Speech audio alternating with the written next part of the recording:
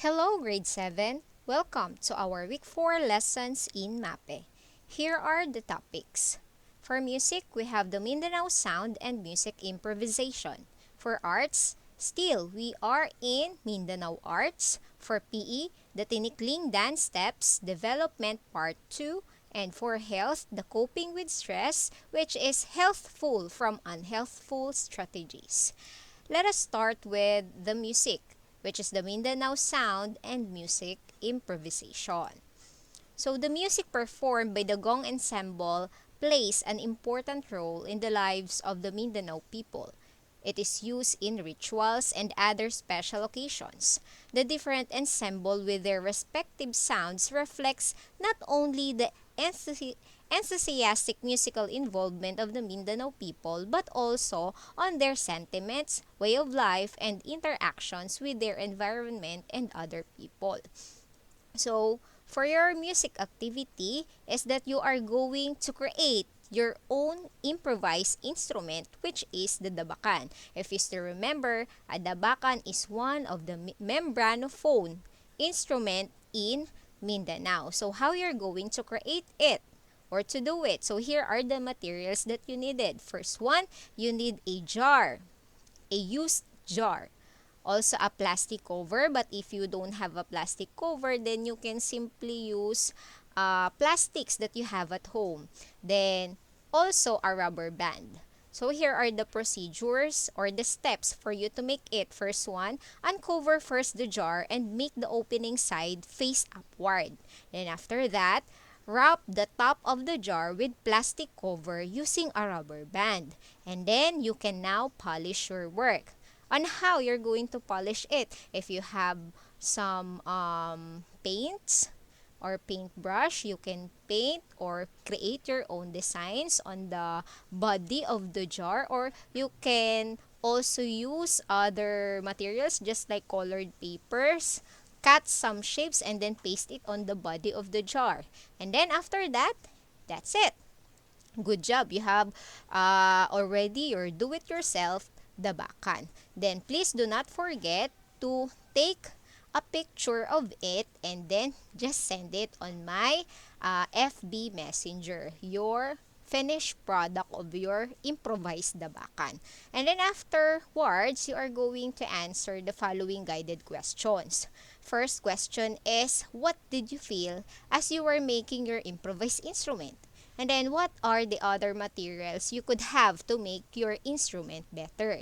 And last question, how does your improvised instrument convey the characteristics of Mindanao? Alright. So, of course, on your work about the dabakan, it has a criteria for us to give you your grades. Here are the rubrics. So there are four criterias in here. First one is the quality of improvised instrument, your visual impact, the punctuality, and also the neatness. Once you've reached all of this, which is very good, then you will have in a total of 20 points. Alright. So that would be your activity in music. So let's proceed on arts, which is the Mindanao arts. Alright, so the Mindanao art is very distinctive. We all know that. And they are consistent in their motif that serves as their significant cultural symbols. Their bright colored arts and crafts represents the colorful culture and history of the Muslim community. They show not only the artistic ingenuity of the natives, but they also their beliefs, traditions, and their everyday life. Alright, so for your art activity, as what I am saying to you last time, that you are going to wear a malong, which is unique in Mindanao. And if you will ask me what a malong is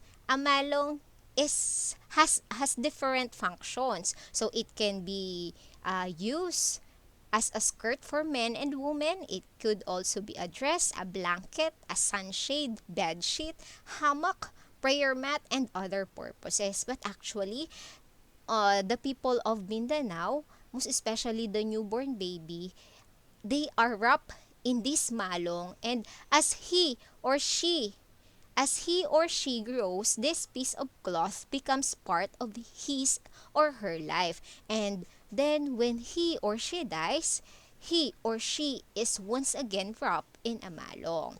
That's why this one is very important. This garment is very important to the Mindanao people. So for your activity, you are going to show how malong is worn as a trouser by following the instructions below. So step 1, of course, before we proceed on step 1, of course, you have first this kind of malong. But what if you don't have a malong? Then think of alternative ways. You can use your curtains at home, or any textiles that you have which has geometrical designs, or if you have some floral designs of textiles at home, then you can also use it. Alright, so once you have already that materials, then let's proceed on the following instructions on how you are going to do or wear this malong or improvised malong as a trouser. So step 1, you need to place the malong horizontally at your back. And then step 2, flatten the malong and wrap it around your waist, just like this. And then step 3, roll or tuck the excess cloth from the waist down. And then this will serve as your belt to hold the malong in place. Alright, so for step 4, while you are standing, position your feet apart. So make sure that your feet is already apart. Step 5, pull the corner side of the malong from your left leg and then wrap it. And then roll it around your leg to hold it in place, just like this one. And then on step 6, of course, you need to do the same in your right leg. And for the last step, well done! Now you have worn a malong trouser. Then take a picture of yourself, even without showing your face, and then show it to your teacher. Just send your picture on my FB Messenger. And then after doing that, please do not forget to answer the following guided questions, such as, what did you feel after doing the activity and why?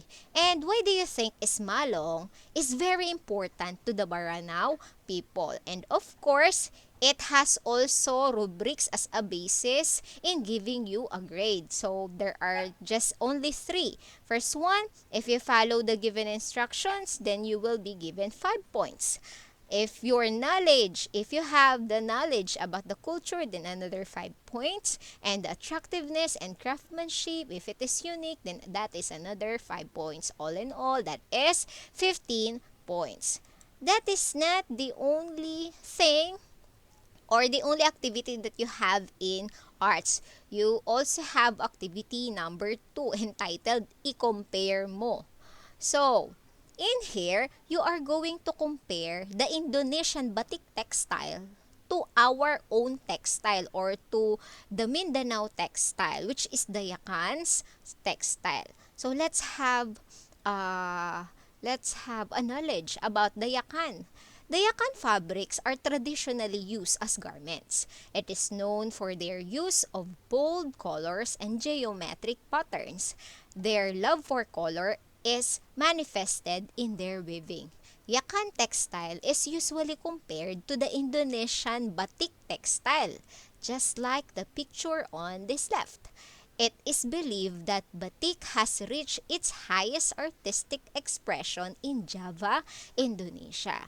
So, study the Indonesian batik textile and also the Yakan's textile below. And then, after looking at their pictures, then you may now answer the guided questions on the next page. Alright, so here are the guided questions. What do you think are the cultural influences that affected the Mindanao artists in their works?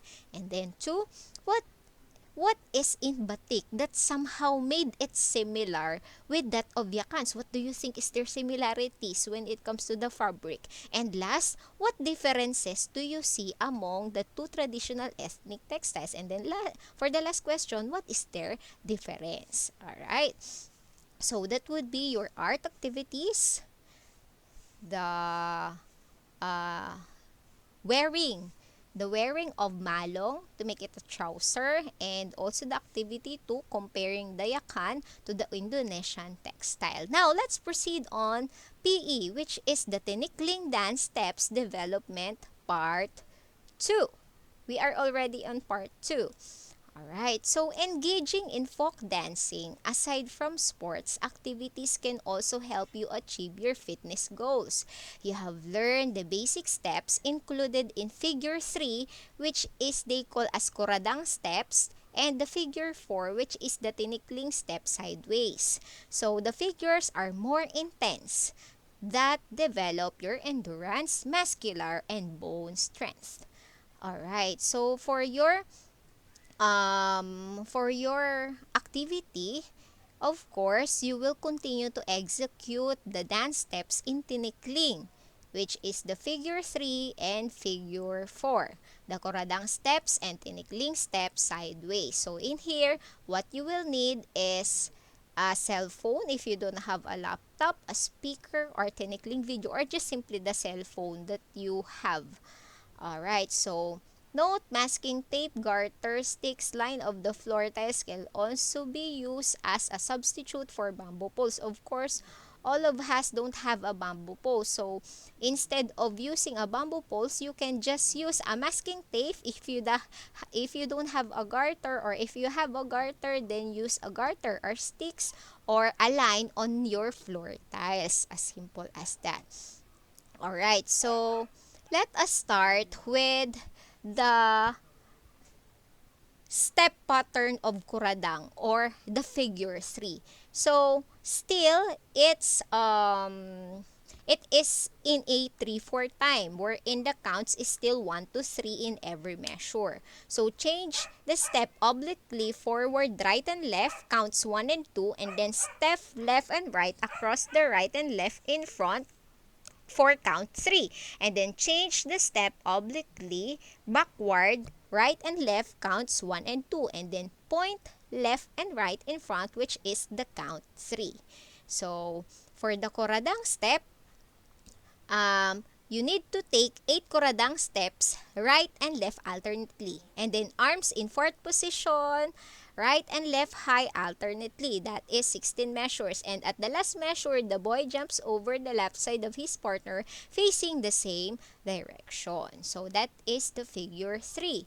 Now, let us watch on how they are going to demonstrate the kuradang steps or the figure 3. Let us watch and listen to this video so that you know later on how to do it. Oh, wait. 2, 3, 4, 5, 6, 7, 8, 8, 7, 6, 5, 4, 3, 2, and 1. Alright, so that is the kuradang steps. Let's proceed on step 4, which is the tinikling step sideways. So in here, you need to open the poles wider to accommodate the feet of the dancers. So the partners join in side hands, and then free hand of the girl holding the skirt. And the boy's free hand is on his waist. So hop left foot outside the poles, that is count 1, and then hop on right, count 2, and on left between the poles, count 3. That is 1 measure only. So hop forward on right foot outside across pole number 1, that is count 1, and then hop on left, that is count 2, and right foot between the poles, that is count 3. Next, Repeat letter A and letter B 5 times alternately. And then hop on right twice outside the pole number 1 and then turning right about. Release the hold of inside hands, counts 1 and 2. And then hop on left close right foot in place, count 3. And then join inside hands again and then repeat A, B, C. And last, hop on right foot outside pole number 2 and then release the hold of inside hands, count 1 and then pose. Alright, so that is counts 2 and 3. Now, um, let us watch again a video on how they are going to demonstrate the figure 4 or the tinikling steps sideways. 2, 1, 2, 3, 4, 5, 6, 7, 8. Alright, so that is the figure 4 or the tinikling step sideways. By the way, you can see below the link wherein you can view the whole video on how they are showing to you the whole video or on how to dance this figure 3 and figure 4. Alright, so let me show you again from the top of figure 3 and figure 4. So this one is a continuous figures 3 and 4. Let us watch and listen. 4, 5, 6, 7, 8, 7, 6, 5, 4, 3, 2, and 1. Alright, figure 4. 1, 2, 3, 4, 5, 6, 7, and 8. Alright, so those are the figures 3 and 4 of tinikling.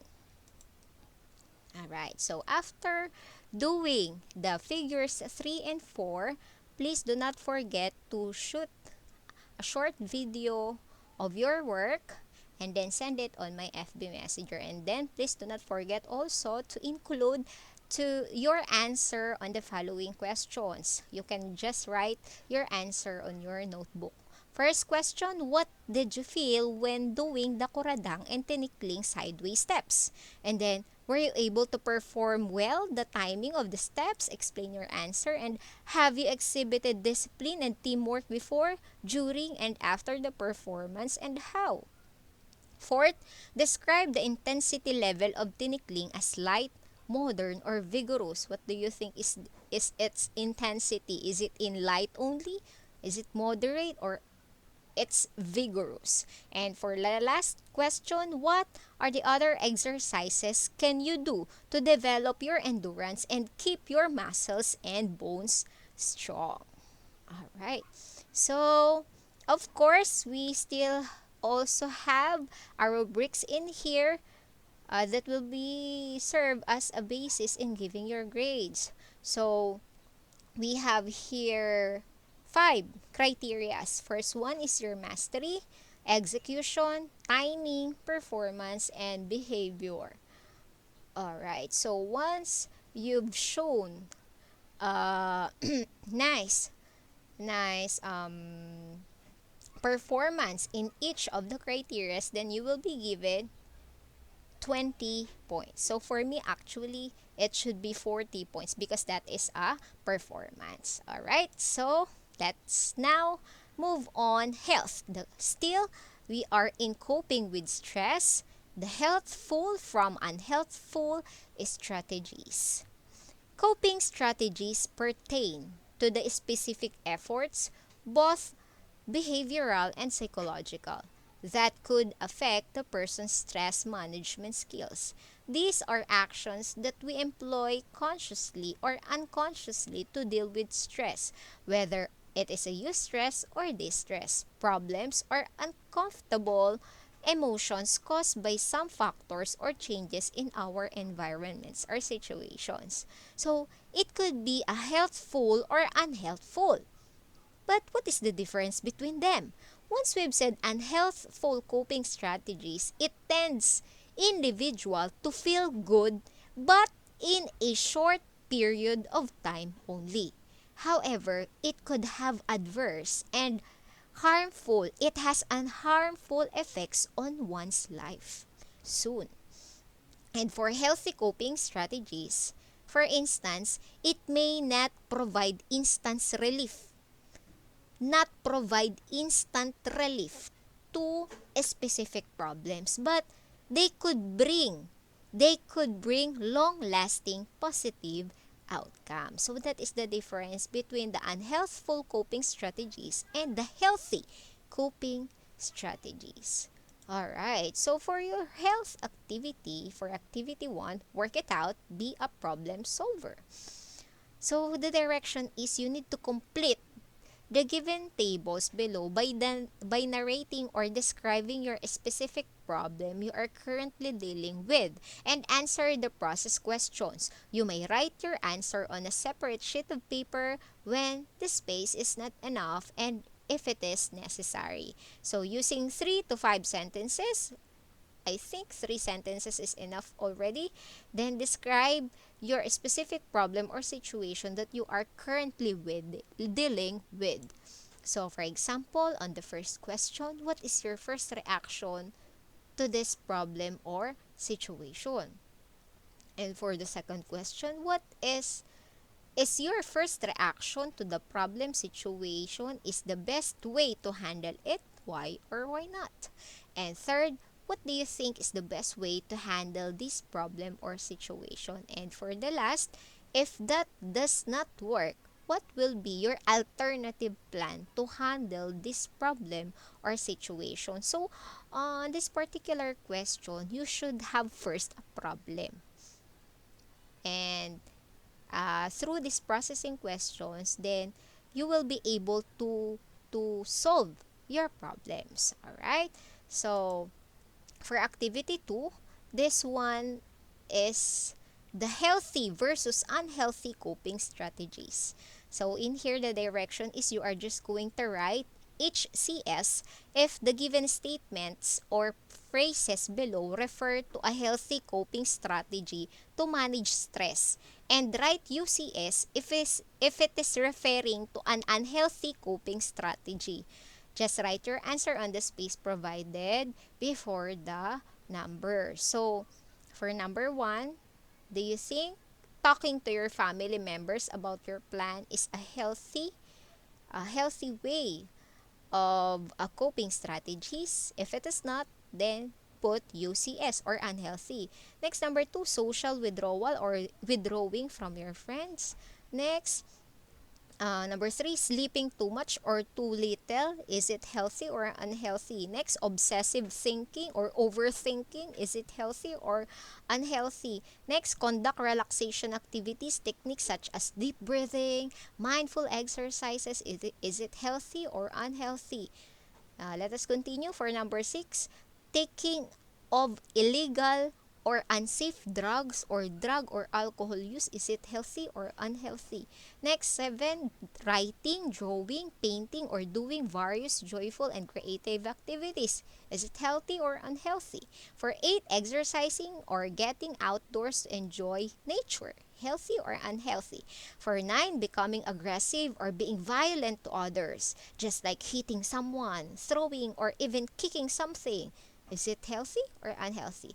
10. Praying or going to church.